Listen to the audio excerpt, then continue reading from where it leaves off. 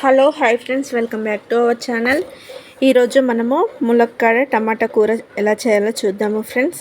ఓకేనా? మన video first time చూసినట్లయితే సబ్స్క్రైబ్ చేయండి. వీడియో మొత్తం చూసి ఎలా ఉందో కామెంట్ అయితే తప్పకుండా చేయండి ఫ్రెండ్స్. అలాగే ఒక కామెంట్, మీకు కావాల్సిన రెసిపీస్ ఏం కావాలో కామెంట్ రూపంలో అయితే నాకు తెలియజేయండి. తప్పకుండా మీకోసం అయితే చేసి చూపెడతాను.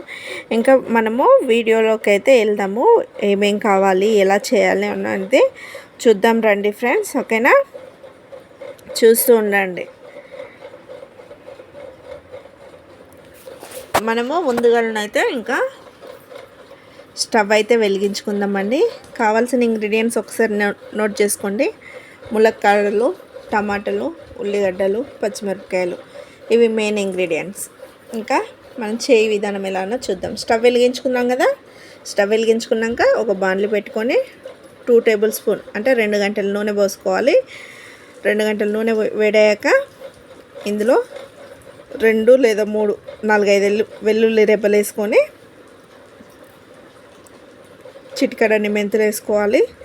మెంతులు చిటపటలాడేటప్పుడు అలాగే జీలకర్ర కూడా వేసుకోవాలి. 1/4 టేబుల్ స్పూన్ జీలకర్ర చిటపటలాడినాక ఉల్లిగడ్డలు వేసుకొని, ఉల్లిగడ్డలు పచ్చిమిరపకాయలు వేసుకొని వీటిని కొంచెం దోరగా ఉడికే వరకు ఉడికించుకుంటే సరిపోతుంది. చూడండి, మనం ఉల్లిగడ్డలు పచ్చిమిరపకాయలు ఇలా వేసుకొని మనం కలుపుతుంటే మనకు ఉల్లిగడ్డలు జల్దీ ఉడికిపోతాయండి. ఇలా ఉల్లిగడ్డలు ఉడికినాక ఒకసారి మూత తీసి మళ్ళీ ఒకసారి కలుపుకుంటే మనకు ఇలా కొంచెం మెత్తబడిపోతాయి కదా. ఇలా ఉల్లిగడ్డలు పచ్చిమిరపకాయలు మెత్తబడిపోయినాక ఇందులో మనము ఇంకా పొట్టు తీసి ఒక 3 ఇంచులు కట్ చేసి పెట్టుకున్న నార తీసిన ములక్కాడలు ఇందులో వేసుకొని ఈ నూనెలో, ఉల్లిగడ్డలు నూనెలలో వేసుకొని ఇలా 2 నిమిషాల పాటు కలుపుతూ ఉడికించుకోవాలి. ఇలా మనము నూనెలో ఉడికించుకోవడం వల్ల మనకు ములక్కాడలు అనేది పప్పు కాకుండా చిత్తం కాకుండా కొంచెం నీట్గా ఉంటాయండి. ఇందులోనే 1/4 టేబుల్ స్పూన్ పసుపు వేసుకొని ఒకసారి కలుపుకొని, ఇంకా నేనైతే ఒక 4 ములక్కాడలకి 1/2 కిలో వరకు టమాటాలు అయితే తీసుకున్నాను.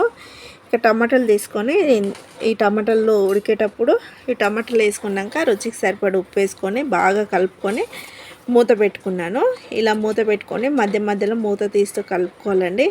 ఇలా కలుపుకున్నాక మనకు టమాటాలు ములక్కాడలు బాగా ఉడికిపోయినాయి. ఒక్క ములక్కాడ కూడా చినిగిపోలేదండి. ఇలా బాగా ఉడికినాక ఇందులో రుచికి సరిపడు కారపొడి వేసుకొని బాగా కలుపుకొని 1 నిమిషం పాటు హై ఫ్లేమ్లో కారాన్ని ఉడికించుకున్నాక ఇందులో మనము కావాల్సినంత ఎసరు పోసుకొని, ఇట్లా మనము కొంచెం గట్టిగా కావాలనుకుంటే కొంచెం వాటర్ తగ్గించవచ్చు, నీళ్ళు కావాలనుకుంటే కొంచెం వాటర్ ఎక్కువ పోసుకోవచ్చు. ఇది బాగా గుబగుబాని ఉడికేటప్పుడు మనము ఒక కొత్తిమీర కట్ట చిన్నగా కట్ చేసుకొని ఇందులో వేసుకుంటే మనకు ములక్కాడ టమాటో కూడా రెడీ అయినట్లే ఫ్రెండ్స్. ఓకేనా? లాస్ట్లో మనం కొంచెం కొత్తిమీర వేసుకొని ఇంకా స్టవ్ ఆఫ్ చేసుకుంటే ఎంతో రుచికరమైన టమాటా ములక్కాయ కూరనైతే రెడీ అయింది ఫ్రెండ్స్. ఓకేనా? ఈ వీడియో కనుక మీకు నచ్చినట్లయితే లైక్ చేయండి, షేర్ చేయండి, కామెంట్ చేయండి.